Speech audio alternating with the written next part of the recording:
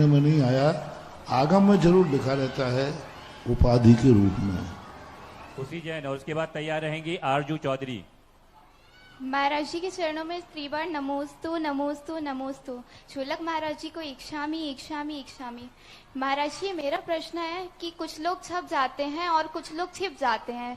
जैसे कुछ लोग छोटा काम करके बहुत प्रसिद्ध हो जाते हैं, वहीं कुछ लोग उससे भी अच्छा काम करके पीछे रह जाते हैं या फिर प्रसिद्ध नहीं हो पाते। तो महाराज जी ये तो हम जानते हैं कि ये हमारे कर्मों का फल है, पर हम अपने मन को तसल्ली कैसे दें? मन को शांत करने का एक ही तरीका है कि वो थोड़ा सा काम करने पर खुश हो जाते हैं और कोई बड़ा काम करके भी छुप जाते हैं। हमने कभी किसी की प्रशंसा नहीं की, हमने कभी किसी ने बहुत अच्छे काम किए लेकिन उसके लिए हम दो शब्द नहीं कह पाए, बल्कि ईर्ष्या और की, जलन हुआ।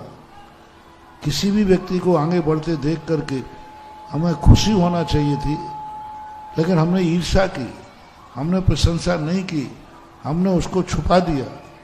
वह परिणाम है, उसने इतना बड़ा कार्य किया और दो शब्द भी हमारे प्रशंसा के नहीं निकले, बल्कि हमने ईर्ष्या और की।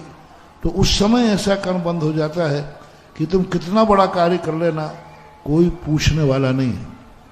और कोई थोड़ा सा काम करता है और बहुत प्रसिद्धि मिलती है, उसका मूल कारण है कि उसने भी दूसरों के थोड़े सा कार्य किया और उसने खूब प्रशंसा की होगी। हजारों लोगों को कहा होगा देख इसने कितना बड़ा कार्य किया, और गुणमान को देखकर प्रमोद भाव आ रहा है, आ गया होगा। गुणशुभ प्रमोदम, ये बहुत बड़ा सूत्र है। आज वर्तमान में अपने से अधिक गुणमान को देखकर ईर्ष्या होती है, जलन होती है और व्यक्ति बुरे भाव करते हैं। और होना ये चाहिए कि अपने से अधिक गुणवान देख करके गुणशुभ प्रमोदम, प्रमोद भाव आना चाहिए। तो हमें ये विचार करना है, हम किसी के गुणों को देखकर कभी प्रमोद भाव नहीं किया, खुशी नहीं बनाई, इसलिए हम बड़े बड़े कार्य करते हैं तो भी हमारी कोई खुशी नहीं मना रहा है, ऐसा सिद्धांत है, ये मानना चाहिए।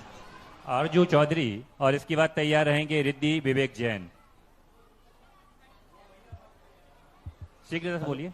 नमोस्तु नमोस्तु भगवान नमोस्तु। महाराज श्री, मेरा एक जिज्ञासा बोले या शंका बोले, 25-30 साल से महाराज जी